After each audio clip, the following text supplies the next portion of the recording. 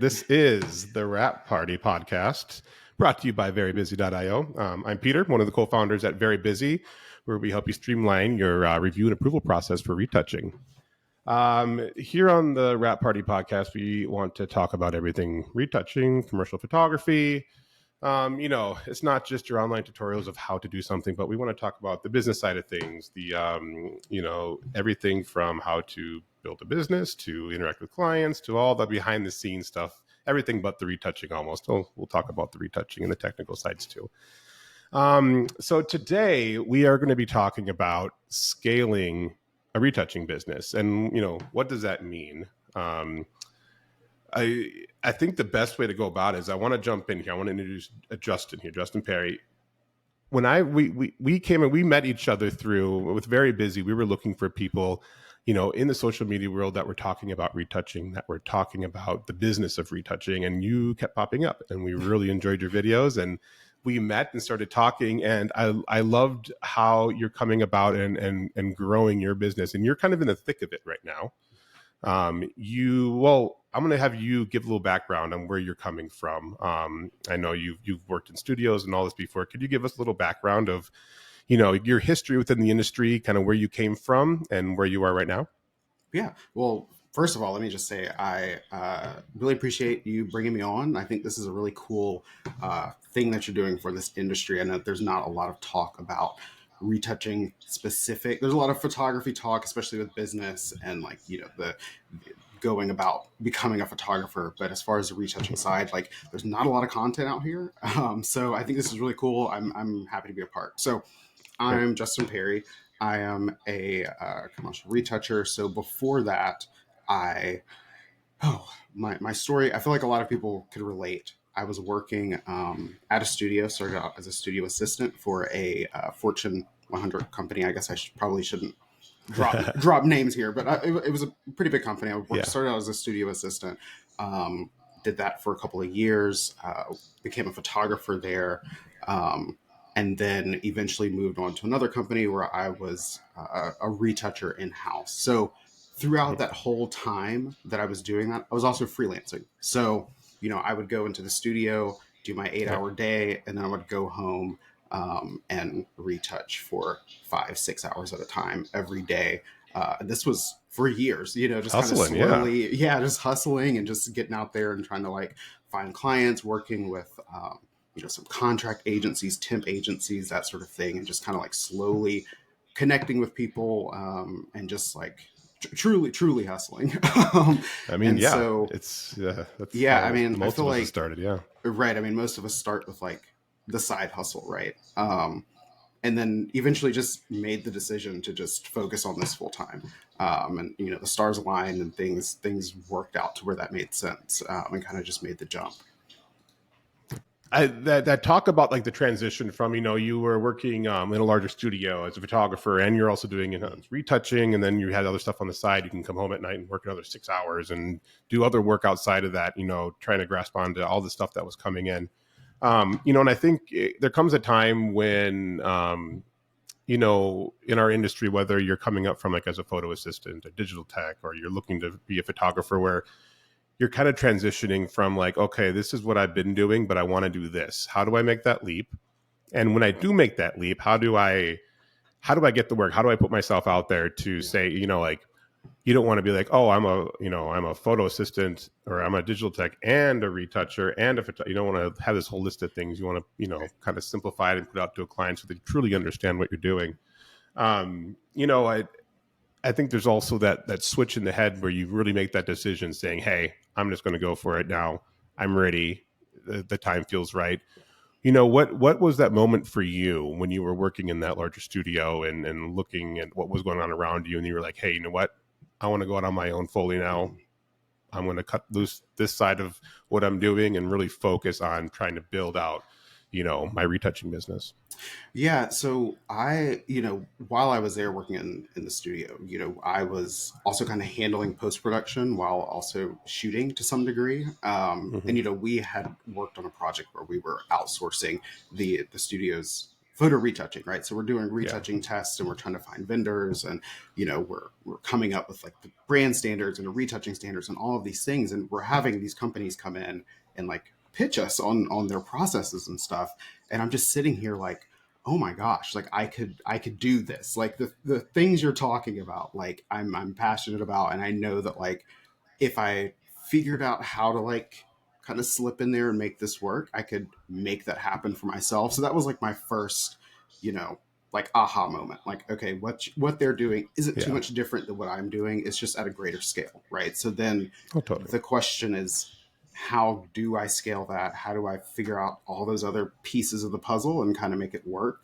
And there just reached a point where my client work was getting to the point where it was there was so much client work that the work at my full-time job was suffering.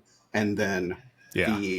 if I focused on my full-time job, my client work was suffering. So you just get to a point where you gotta make a break, and you've got to Totally. decide which direction you're going to go. Yeah, it's the same scenario I ran into coming up as a photo assistant and then digital teching for a number of years, and then getting into retouching to the point where like I would be on set teching, for 10 hours a day. And then I'd come home and, retouch a job for like 4 or 6 hours. Yeah. And yeah, like that hustle and this, like, it gets to the point where you're exhausted, and it's like, it starts affecting your work in the point where it's like, you can't do both. There's kind of, that's that point where you're like, hey, okay, I need to either cut out something and focus solely on something else, or, bring on more people. I need help. I need more hands. I need more people to help cover this work.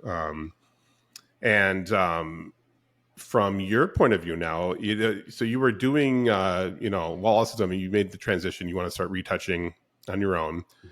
And now, when we were recently talking, you are actively seeking clients, you're going out there getting jobs, but you're also bringing in other retouchers and working with some other people to cover some of this work because of the amount of work you're getting. So, bringing on that help and understanding how to do that, when to do that, it could be it's a very important thing, first of all, because you want to make sure you can pay for it, you can cover it, is it economical to do this? But also, not when you're not working just by yourself, when you're bringing on these other people, communication, organization, all these things, and just the way you work and being aligned makes a huge difference. Yeah. So when you can you give me a little background of like your status right now?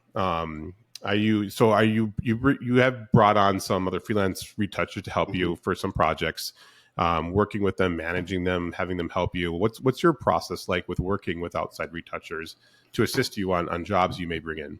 Yeah, well, and what you just said earlier as well about like making, I don't know why it's doing that. Is your speaker going on from the phone and you can't mute the phone? Or can you turn the volume down all the way down? I did turn the volume all the way down, but it seems to... Hold on, let me take these headphones out and see where the echo... That's so odd, because I don't actually even hear anything in my office here. I don't. Weird. I wonder why. Let me see if Jeremy hears something. It'd be awesome if maybe it's just me. That'd be the best case scenario. Dude, but I was like, well, maybe it's not actually that bad. So I guess keep us abreast in the comments here if you're hearing something weird. But yeah, well, going back to what you were saying about it, needing to make sure that you can cover it. That was like one of my first concerns, really, when going to, bringing on more people. Because I've hated, as a freelancer, having to wait 60 days or 90 days to get invoices paid. So like one of my rules was I always want to pay people on receipt. And I want to pay them rates that I would have wanted to be paid as a freelancer, right? So I usually try to get their rates from them and then pay them above market rate for the work that they're doing. Yep. And then pay them, on receipt of invoice for me, which means that like my cash flow in order to do that has to be pretty healthy in order to support exactly being able to do that, and not, because I'm waiting, sometimes 60 days for me to get paid, but I'm paying my contractors, as soon as they finish the job, because like I've been on that side and I hate to like And I love that. That's such an important thing to do. And I think if you want to maintain like being able to work with good people, Yeah. yeah, it kind of sucks at times. It could be hard because you're taking the hit that, you know, you may not get paid for a couple of months. But yeah, when you can work, like you said, when you can build up that kind of cash flow, and be able to do that, it makes the people that work for you so much happier, and they'll be so much willing to work for you again and cover with you. And you know, the happier you can make the people you're managing and trying to bring in to help you, so much better.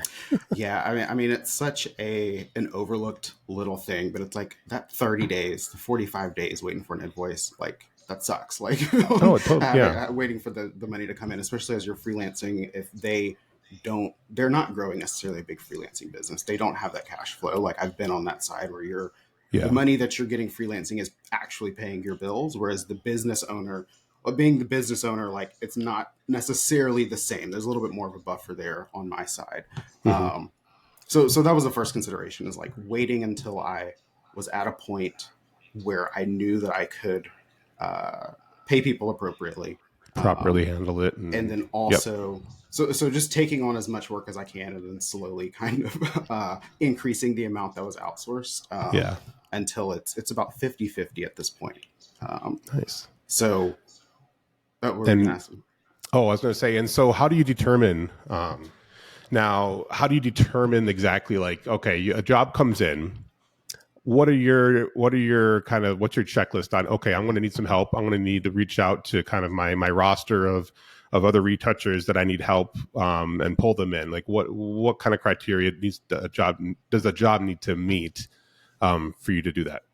Yeah, so it really kind of depends on the scope, like what type of work it is. So we don't really specialize in a sense in like one particular type of retouching. Like it's more about being highly technical, highly Mhm. hands-on. Like we're working with the client, like throughout their project, where it's not like creative retouching in the sense that the end images look Yeah. retouched. A lot Like of technical stuff. it's And highly technical, right? yeah. So, and I feel like it's kind of similar to the work that you guys are doing over Yeah, at Hunny. we're shaped in that same kind of, moat too, which does make it easier to bring on other retouchers to help you, because it's from a technical point. If you know their sound and they, you know, you guys are in line with how you're organizing files, what kind of work needs to be done, especially if they're not client facing. Like if you're the one interacting with your client and they're, you have other retouchers in the background that are, you know, in the production line, Hmm. funnel up to you.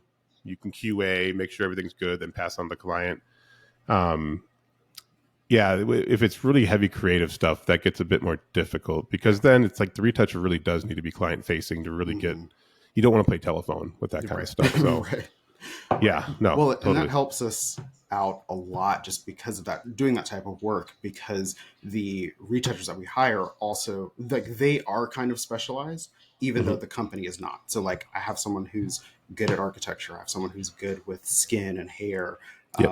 someone who's really good with product, right? So like basically when the projects come in, I kind of just assess what is the timeline, what is the budget Yeah. also from the client, to make sure I can afford the subcontractor to pay them that good rate. And then what skill sets I think might be needed on that job. And then I'll kind of divide things out from there. Um, Totally. so with every job, I'm doing the color grading initially, just because I'm usually the person, like I know my monitor, I trust what I'm looking at. Yeah. I don't have as much control over, my subcontractors' monitors and stuff. So I'm doing the color grading and initial look creation, and then kind of divvying out from there. And then we kind of assembly line a lot of times, where like maybe someone's doing the silos while someone else is doing the cleanup, and then we'll bring those files back together, so that Totally. we can work with the volume. Um, Yeah. And you know, from a, and when we say technical retouching and some of that in that category, yeah, we're talking about, yeah, so those paths, masks, we're talking about, yeah, dropping things to different backgrounds, simple cleanup. And like you said too, you have some people who are specializing in things where, if you have a more skin heavy project, or something with a lot of hair that maybe somebody else has good experience in, technically they know how to get through that at a good pace and done properly. um, so I want to jump back into the pricing side of it, because I think this is where a lot of the other questions can come. exactly like, you're going to estimate something for your client. Maybe if you have a connection or you have your like roster of retouchers, you kind of know what how much they're going to charge. Or, a lot of times for what we do is we'll estimate it on our terms, as if we're doing all the work. But, a lot of the retouchers we're going to bring in, they may have a lesser, rate than we have. Maybe one of them might have more, but we try to figure out a budget that would cover the project, but we could actually, give ample amount of time to another retoucher to come in and help us, whether it be cleanup, going through and refining masks, and doing all that kind of stuff. So what's your approach from the estimating process to assessing to bring on a retoucher to actually making sure those align? Like, okay, do you talk to your retoucher first and then submit estimates, or are you estimating first and then going out and getting your retoucher, or retouchers if you need help? Yeah. So I don't know. I'm sure there's like 15 different ways to go about doing this. The way that's kind of worked for us is I know based on where my retouchers are, the amount of money that I know that as a baseline they would need to make a job worth it for them. Yeah. I know like what their rush rate would need to be. Like if I need to pull them in on a weekend, like how much will I need to pay them to make that worth it? Right. So I kind of keep all of those things in the back of my head. And then when I'm bidding the job, like there's an amount that I know the company, including myself and them and our overhead and everything to cover all of that, needs to be. So when I'm bidding the job, I'm doing it based off of that number. Great. And then knowing that their rate is already kind of baked into it. Yeah. So that, basically I always leave room when I'm bidding to make sure that I can hire the subcontractor, which means that we lose bids quite frequently, actually. In comparison to other freelancers who, but they're buying, the ability to not worry about if the job's going to be done, if someone's going to take off for the weekend or whatever, like if we someone commit gets to sick, it, it'll get done. Right. All that kind of stuff. Yeah. We do it a similar way. And, there's also, you could put a buffer in there. We'll end up going to, other retouchers we contract because we'll break down the budget and be like, okay, we can, I have a good idea with the people we work with, how like what kind of time it could take them to do something, or maybe what we would do, it could be similar. So that could be, I can offer them saying, hey, this is $120 an hour, or this is, like give them a rough, or we can give them a full project. It's like, hey, can you do these images with these notes for this price? Can you do it, in this time?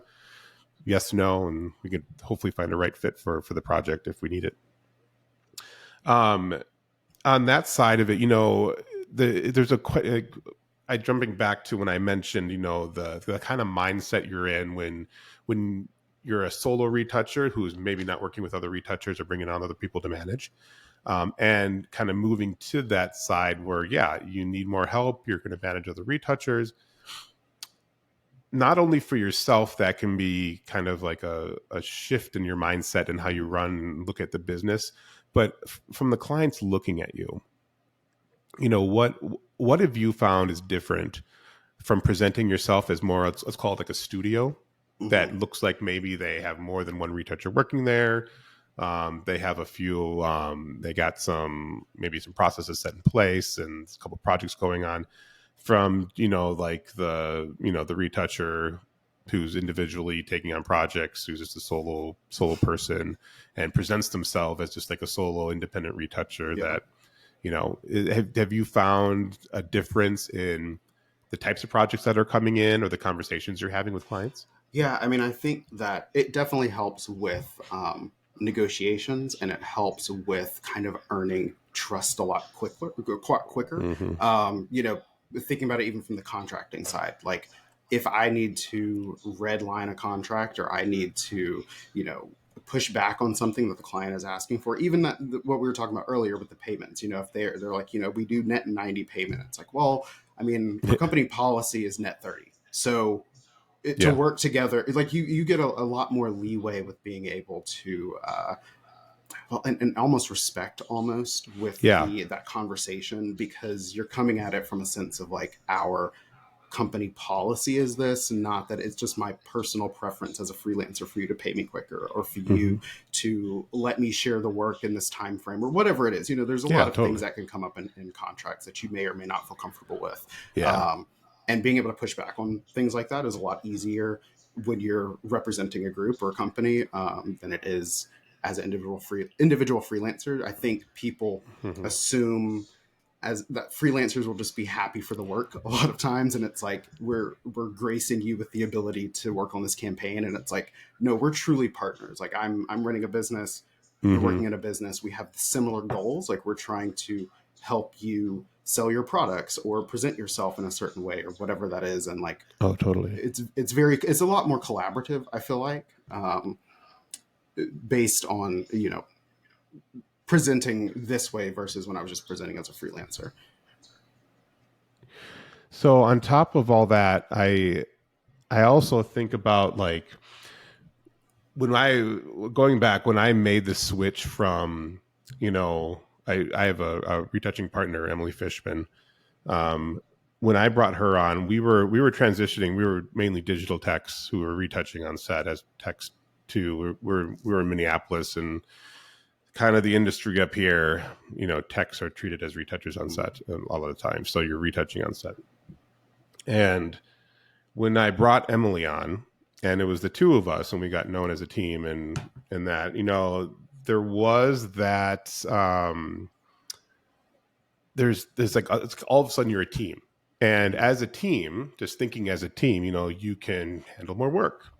You may be able to be more reliable in terms of, if someone gets sick, there's somebody else there to take care of the project or take care of something for your client. And as you grow and kind of build out a team, there's that. I think there's that appearance. I mean, it definitely plays a big role in how you market yourselves.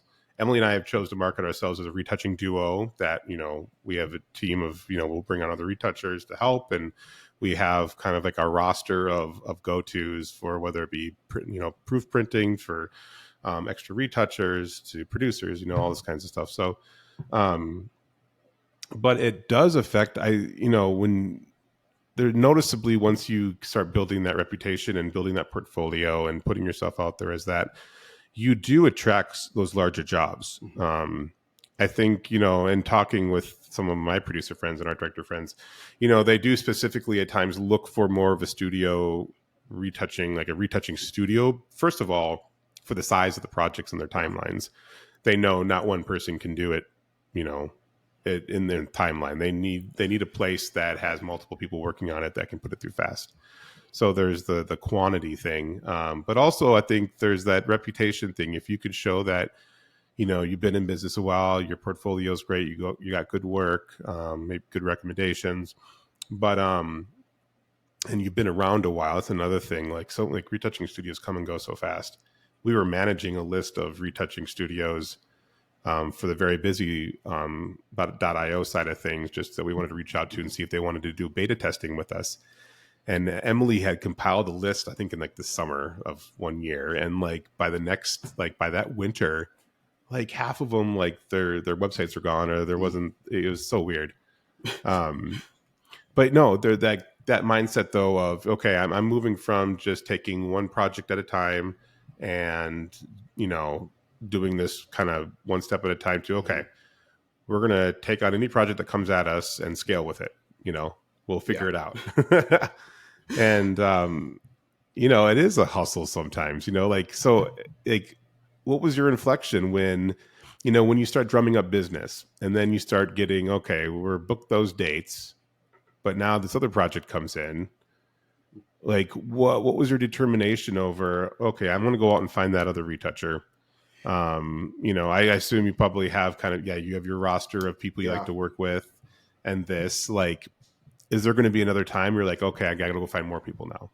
Like, what do you feel like? Do you have a kind of like an end goal of how large you'd want to be, or the kind of business you want to build out? Or are you kind of taking it one day at a time, and whatever comes, you're going to problem solve for?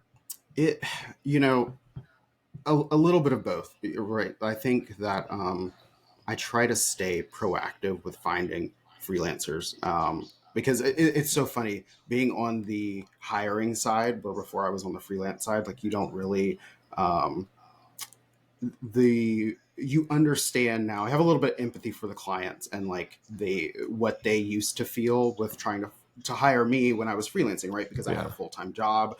I wasn't necessarily available all the time, like all of these things. Now for me, I'm like, wait a second, I need to make sure my freelancers are available. Do they have a full-time job? Like where do they live? Like what's their time zone? So all of those considerations that I now understand that a little bit better. So I'm trying to be proactive with like keeping my roster of people going. One of my the freelancers I work with a lot just got a full-time gig, an awesome one, and she's like, no longer really freelancing quite as much.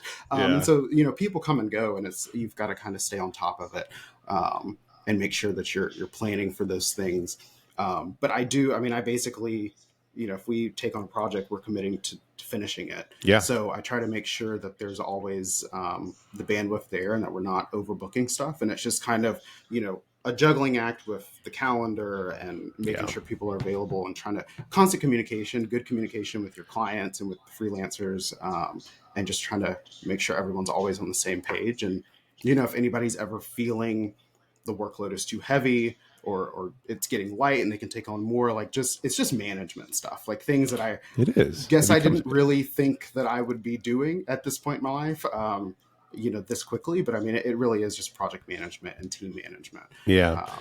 So on that note, when you bring somebody on to work with you, like what's your approach? Are you bringing them on for like the initial first round of like basic cleanup or outlining or something like that? Or are they taking image from, you said you do a lot of the color and stuff like that, but are they part of that whole process up until final file? Or are you kind of bringing them in for the initial file setup and initial cleanup and stuff, and then you finish it off?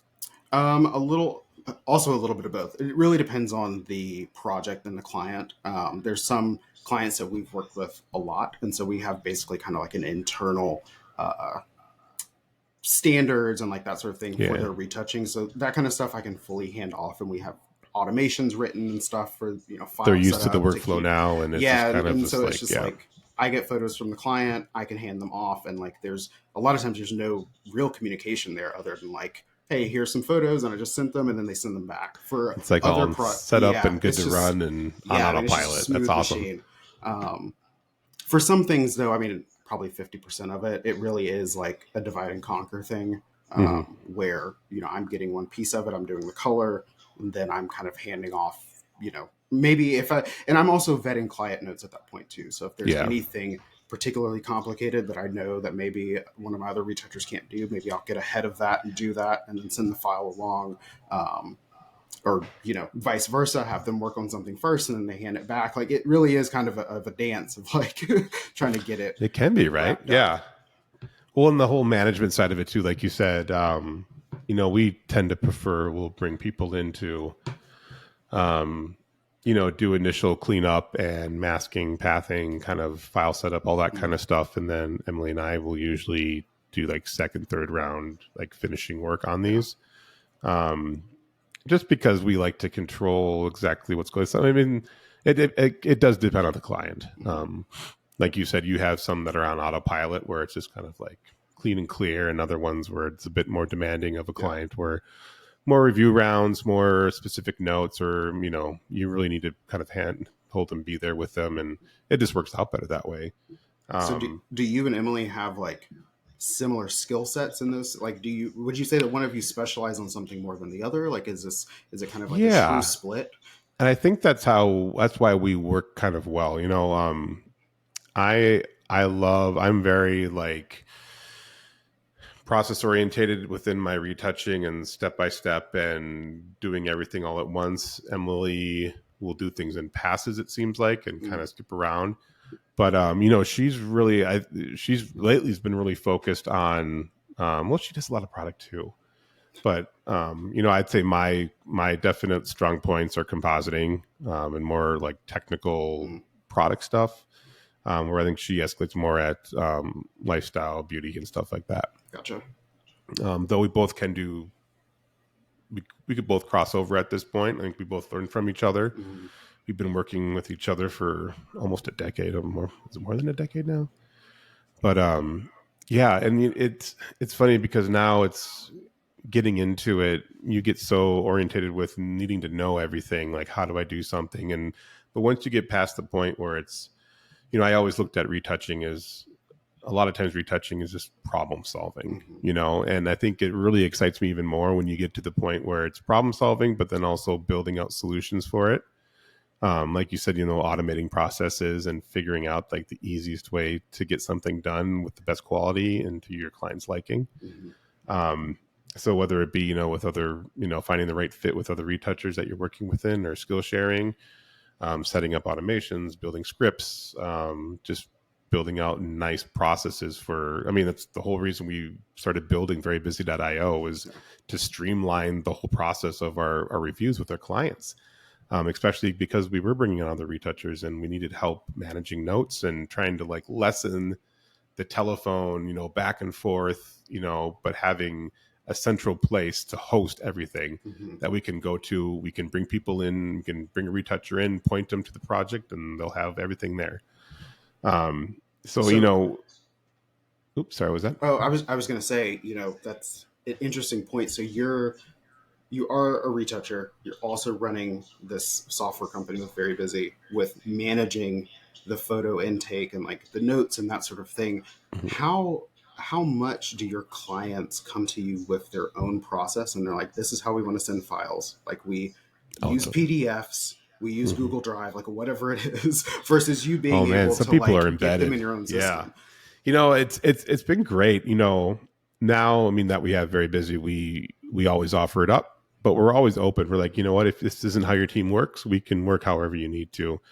95% of the time they're going to use VeryBusy with us. But there are teams out there who it happens more so with like the big companies, like Fortune 500 companies, where, they have to use a certain software. And they just don't want to go through the security protocols to get set up to use a new piece of software and stuff like that. So, it's, and then there's people too who are just set in their ways. They're always going to want JPEGs that they just send back piece by piece. Right. At the end of the day, it's like, whatever works best for our clients, we're going to do. Yeah. Though we want to make it easier. There's times when I can see parts of a process with the client and like if it starts really affecting our job, like if we're not getting timely feedback or we're getting feedback that doesn't make sense or missing feedback, and we will step in and try to make some adjustments maybe in their current workflow to at least offer up and say, hey, you know what, like it would really help us a lot if we did it this way, or it would help us a lot if just trying to streamline certain parts, because there's some clients that are so meticulous and perfectly laid out and the production's wonderful and their producer is always on point, and then there's those clients where they're just too busy to even get a grip on the project as it's going. It's just they're just grasping at everything that's coming at them, drinking from a fire hose per se. Or maybe it's a newer client who hasn't really had experience really with a full-fledged like larger project. So being able to step in there and give some advice and the better the process for yourself, and that you can get good feedback, and it allows you to produce better work, the better it will be for your client, time wise, money wise, everything wise, quality wise. So yeah, it's a delicate dance sometimes. We'll always end up going with whatever the client's most comfortable with, because that, I guess, matters most, with the caveat of, if it's affecting the quality of work or something, we'll say something and try to step in and do something differently. Right. No, that totally makes sense. I feel like we currently use Box for everything, and it's been, we've got set up documents and like onboarding documents to get everybody in there, and it's just kind of like, if people want to use it, then they can. We try to push them to use. It's a little bit easier to have them submit files and stuff to us that way because we have a process. But it's kind of like, well, if you insist on doing PDF markups, then yeah, I guess that's fine. Long email chains, Right. that ping you get and you look at your email and it's like as long, this like they describe the image by what it looks like, not the file name and what they want done to it. Oh my God. No. We need to have a talk, right?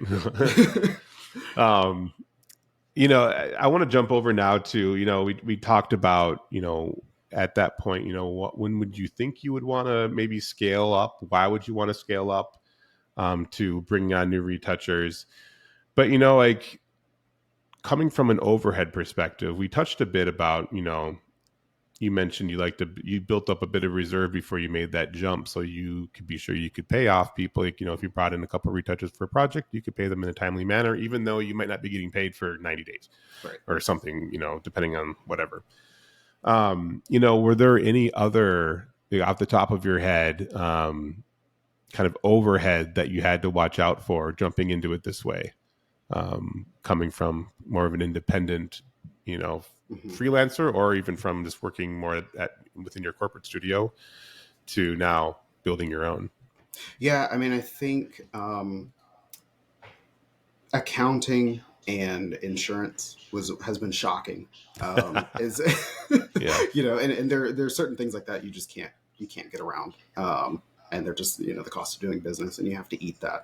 But it's the little things like that. Like I was saying, we use Box for right now, looking at maybe moving to VeryBusy, whatever. All of these things have a cost, right? You're paying subscriptions for programs.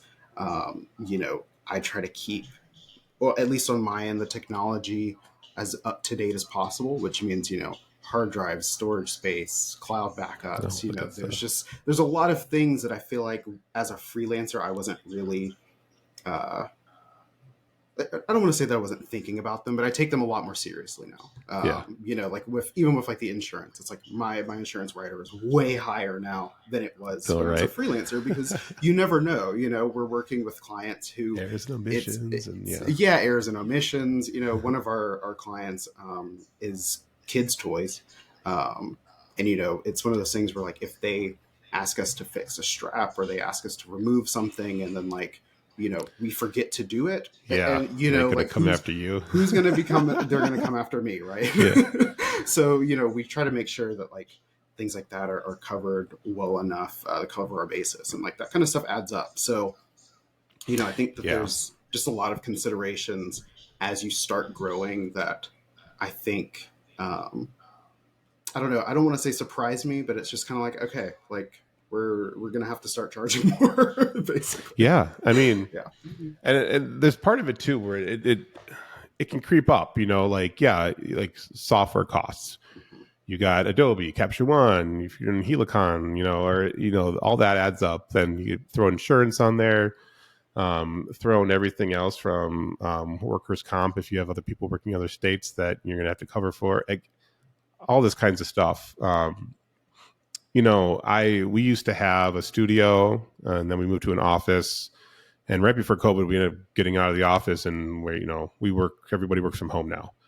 So I'm in my home office, which was amazing because, God, not having the overhead of a studio and all this other shit and more insurance and is fantastic. You know, I don't think not everybody has the luxury of working from home, and you know, they may have to go to a co-working space or find a little office or a studio share or something like that. Or maybe some people want that. You know, it's hard for some people to, you know, I don't mind working from, like, my wife. I know she has to go to the office because she needs to talk.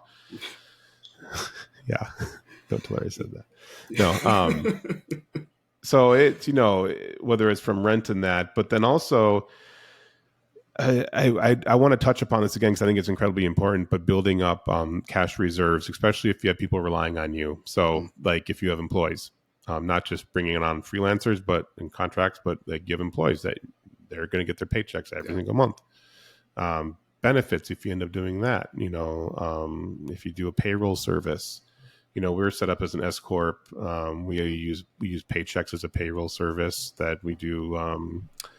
We have our benefits go through and stuff like that, which if I highly advise to anybody who wants to hire people as full-time employees, do the payroll, pay the, you know, there's a lot of payroll services out there now that are very, I mean, they're inexpensive relatively compared to what they used to be. Yeah, we use Gusto, But which is for another good all one. the taxes and all that crap every month you'd have to do manually, like, no, Yeah. pay for it. It's worth your time in gold.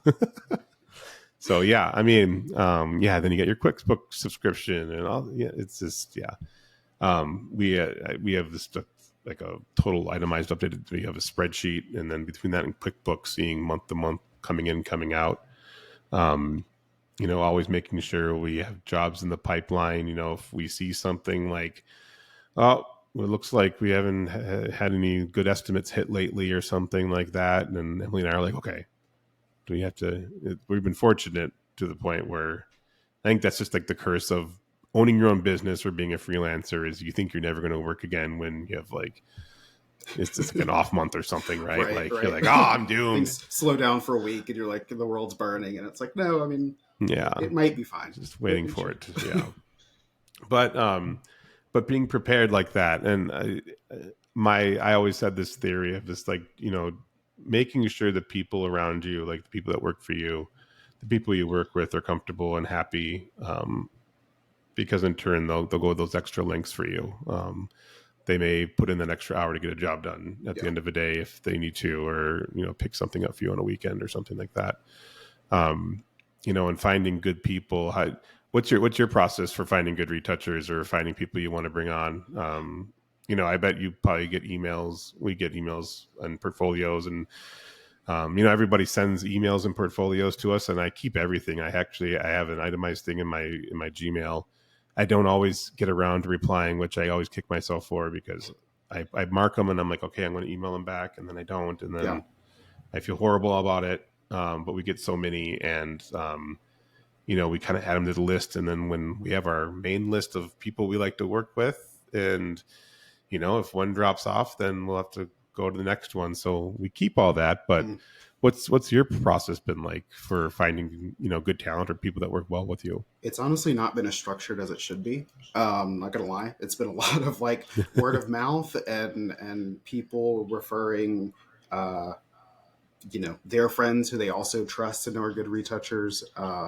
Thankfully I went to App State, which has a really good robust photo program at that school, and a lot of the grads, like we have a really good like network of the App State graduates of like passing jobs around and kind of like keeping that going, which has been really good. Like I'd say like 75% of people I work with went to that's awesome. App That's State. great. Like it's really cool to be able to like hire other people who are coming out of the program and stuff like that.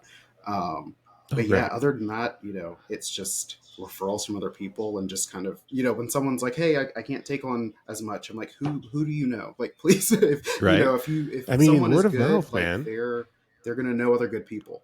That's the thing. I talked about this with Seth on the last podcast. Word of mouth of like, I mean, having somebody vouch that's worked with, like if you especially in the creative field and going through a whole production, there's a lot that happens from quality of work to staying on schedule to, somebody could be extremely talented and do good work, but be horrible to time manage and actually communicate with, right? Like, so getting the whole recommendation from somebody of like, hey, they're great to work with.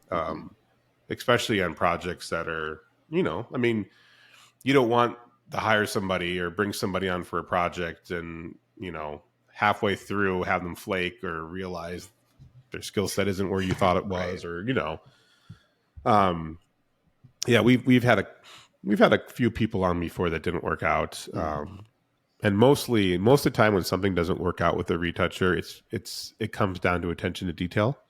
And then we come back on ourselves saying, did we give them too much in too little time, even though they agreed to it? But then most of the time we'll ask them to fix stuff. And then if it's still not right, there's some other issues there that maybe we're just not aligning on for the, for what we see for the quality and the fit for what we want. So do you have like retouching tests for your new freelancers, or? We do. Emily put one together and we've set a few out. It's been a little while actually since we sent some out because we've had our recent roster of people has been great. And we paid for the, if we send out a retouching test to somebody, we're going to pay them for their time to take it. We're looking for somebody. We want to, I feel like you're not. I just don't want to. If I was in that position and I'm like, okay, I'm trying to find a job, I want to, and they're asking me to do these tests. If I'm going to put a couple hours work in, I want to be paid for it. Yeah. It's, to me, it feels right thing to do, and hopefully it makes the people happy enough that they do good work and they take the time to do it. There's those. Somebody had messaged me recently on LinkedIn about they had a client that was asking him to do tests a lot, and at certain times it almost felt like are these the images from the actual project, and you're just giving me like 6 images to test on, and like how do I know you're not going to be using these or something? Yeah. It started to feel like that, and it's one of those things where it's you always want those golden clients that honor your time and respect your time and what you do, and and it's a hard thing to do when you need money or you're trying to get your business off the ground and you're taking everything, and sometimes it's a learning experience, but and there are people out there that take advantage, I think. Yeah. But I also want to say there's people out there that are really great, and from producers to clients to that actually honor what you're doing and really are looking for a good relationship and good working relationships. Yeah. And when it comes to clients, what do you do? Let's say you get a new client you get an email saying, hey, we're looking for a retouch of this project. You guys kind of go back and forth, estimate and this and that. Do you have any red flags that you look for in these initial contacts with clients? They kind of like, okay, this might be a difficult project, or this might be somebody difficult to work with. Yeah. I mean, I think if people don't, so I always try to start with the budget question as much as I can. Not to like, we're not trying to take people's money, right? Like I'm trying to stay as much under budget as we possibly can, but I need them to have an idea of like how much they're willing to invest into this project. Like, is it a good fit? Get like, a good result. Can we even consider it? Right. Right. Yeah. Right. Like it's not really a gotcha question. It's just like I need to know that we're going to be a good fit for what you're looking for, and that we can kind of meet each other halfway.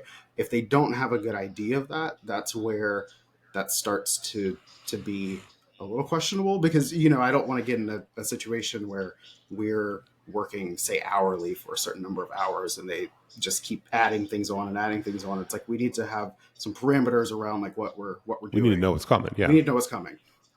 So if they're not really willing to be forthcoming about like how their timeline as well, like if they're wishy-washy about deadlines and that sort of thing, like that's kind of a red flag. And you can suss a lot of things out just by like hopping on the phone. Like we do have an intake request form where we have all of our clients like fill out this long form with what cameras they're using and how they even found us and that sort of thing. And do you ever get resistance on that for people filling out, or are they pretty willing to go through that process? Most people are pretty willing. That's great to hear. It's pretty quick. And a lot of times, even if I get a cold email, I'll be like, hey, here's the form. It's on my website. Just go fill this out ahead of our call. And then I always try to get them on the phone. That's so smart though. I mean, like there's so many times like we'll get image files and then all of a sudden they're, incredibly noisy because they shot at ISO 2000 and there's, it's small format or something. And we're looking at our crop decks and these are going to be like used for large format printing or something, having some of that information ahead of time. And that's all. You could also probably find some red flags in their setup sometimes. Right. Given the deliverables that you can give a heads up on. That's great. Yeah. We try to capture, what formats will they be shooting in? What formats will they need them in? How quickly they'll need things turned around? Any other like questions or considerations they might have before the project even comes to us? Just as much information as we can before we even start the discussion. That way we're starting from the same page. Has been really helpful, and that's that's not something I did at first. That was like about halfway through last year that I implemented that, and it's been a lot smoother to get things start, because also they want to know that you're trustworthy, and that Yeah. there's not going to be any red flags with you and working with you. And if you're coming to them with all of these questions and these things that they need to consider, a lot of things they maybe hadn't considered before, it just gives you credibility. It gives them Oh, totally. reasons to be like, oh, they know what they're talking about. They've done this before. They raised questions that I hadn't had. And so it's just really helpful for everybody all around, to fill out the form. So I really really push Oh, people totally. to just take the 10 minutes and do that. I think always the over-informing approach when it comes to this first interaction with clients pays dividends. Yeah. Especially when you can catch things up front and make them look good in front of their client, right? Right. Like simplify part of the process, maybe save some time or, Right. whatever. The side note there, just the importance of bringing retouchers in on the pre-production of projects. It doesn't always have to happen, but I think it's more important on ones that are maybe more post-production heavy, or, there's a lot going on that will take part in post-production because, you can save a lot of time and money on that end for your client if need be. Coming back from what you had just previously said, I want to talk about, dealing with clients and, if there's red flags and difficulties. What's your policy when you bring somebody on? Are you sending out estimates to be signed, or do you have separate kind of agreement, like contracts that you're signing with them that are laying out like, the parameters of payment and, review rounds and all this kind of stuff? Or what's your guys' process for that?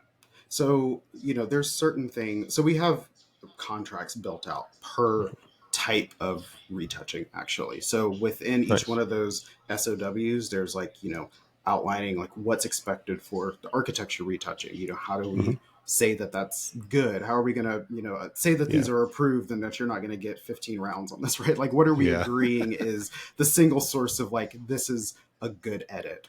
So those types of things are outlined, for architecture, beauty, product, like whatever it is. And then within those, we also have, information on payment terms and that sort of stuff. So when if there needs to be any tweaks there with like payments or like, we need to add or remove things, they want layered files. Like we'll add that into the contracts. And then we use a program called 17 Hats. I don't know if you've 17 Hats. What's that? It's like a, it kind of is a CRM, I guess, technically. Oh, cool. So we use that program to send out estimates and contracts and everything, so they can approve their estimate and approve their contract right there within the program. Oh, nice. Yeah. Make it simple. It's as simple as possible. It's not like my favorite program in the world, but it gets the job done. I'm always looking at things, trying to figure out something that's better or smoother. For now, that's what we're using. Totally. Just kind of, unless, the client needs us to sign a contract, and then it's the other way around. Then we can, you use theirs.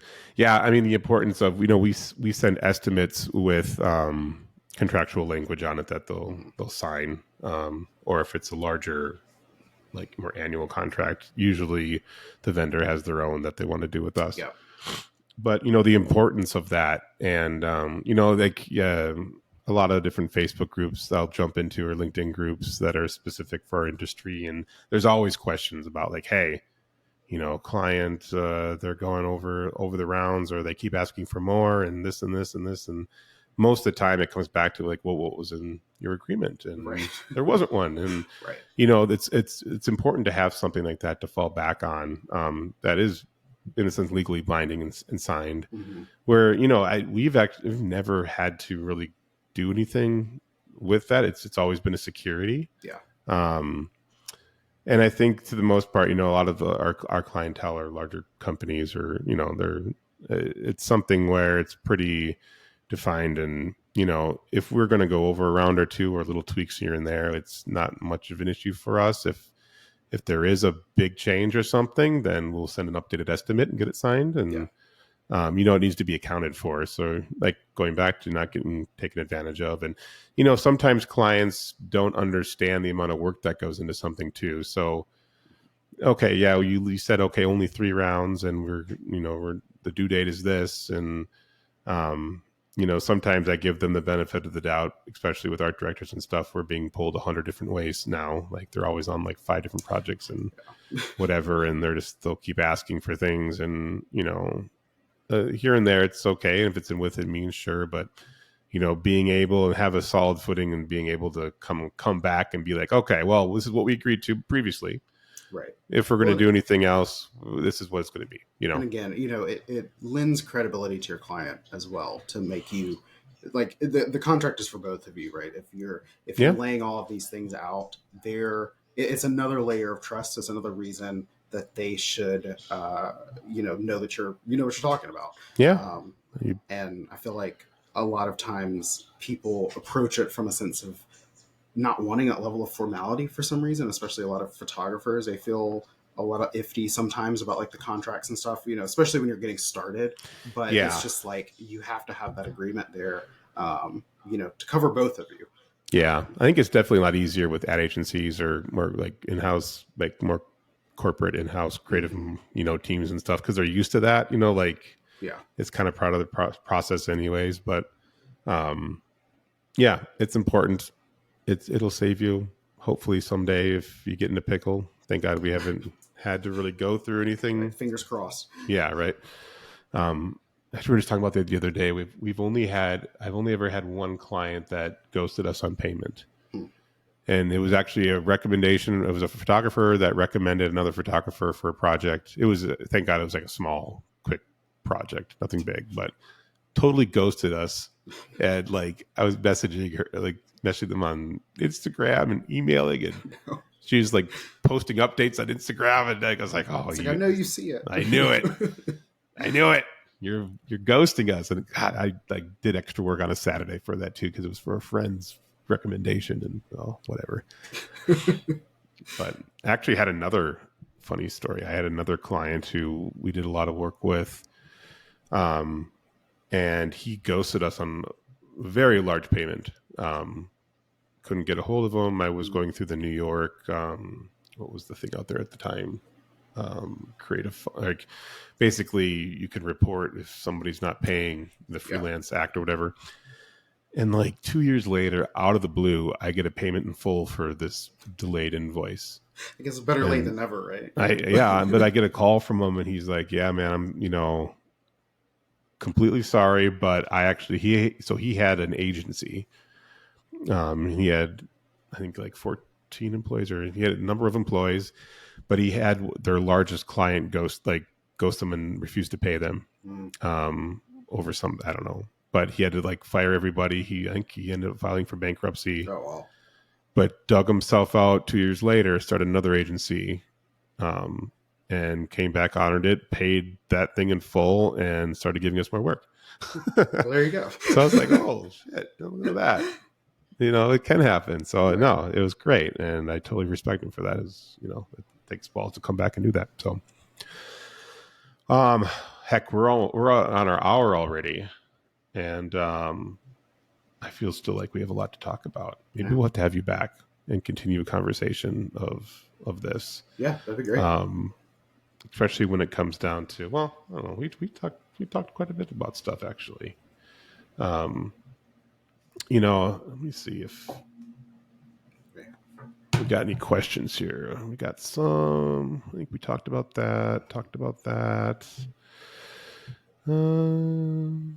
Okay. Ooh, a lot of people want to work, huh? Nice. Talked about retouching tests. Yeah, looking good. Well, if anybody else has additional questions and stuff, we're going to post this on the socials, and it'll be over on the verybusy.io blog. We always want to hear feedback on what you guys want to hear about, specifics from our industry, commercial photography, retouching, with our product VeryBusy, anything you guys want to see in that. If you want to talk about workflows, post-production, retouching workflows, that's what we're here for. Let's chat. Let's have conversations about this stuff. Justin, what are you up to this week, and what are you up? What's going on? Where can people find you these days on socials? We actually have hit a bit of a lull in the business, so I'm going to hopefully be cranking out some stuff for social media and on YouTube. Nice. I have a YouTube channel. You got some good content. I'd say everybody go take a look at Justin's stuff. It's yeah, you're good. I appreciate that. Yeah, trying to really help educate on like the more technical retouching side of things, and like Yeah. the techniques that are needed to actually do these commercial jobs, which aren't always the same as, you know, a lot of these YouTube videos and stuff. Like there isn't quite as much like the true technical knowledge out there. So, you know, trying to just share what I can and then get feedback on that and kind of grow that. So that's what I'll be up to. So RAWBAR Creative here on Instagram. Creative. Do you have a YouTube channel or anywhere else? Yeah, it is a YouTube. On YouTube, it's Retoucher Justin, I believe. Retoucher Justin. Nice. Great. And if that's not it, then I should know my own channel. We'll but find you. I don't. I'm very new to this, obviously. Well, thank you so much for coming on today. I'd love to have you back because I got more stuff I'd love to talk to you about, just about the business and starting this up and all this kind of stuff. We have, for everybody else, we have some new blog posts coming up from Seth, who was on last week, is going to be posting some stuff kind of about the conversations we've been having over the last month. And yeah, thanks everybody for joining in. Stay tuned. We will have this posted up over on the blog later if you missed part of it or want to revisit it. Yeah, thanks for tuning in. Thanks, Justin. Thanks for having me.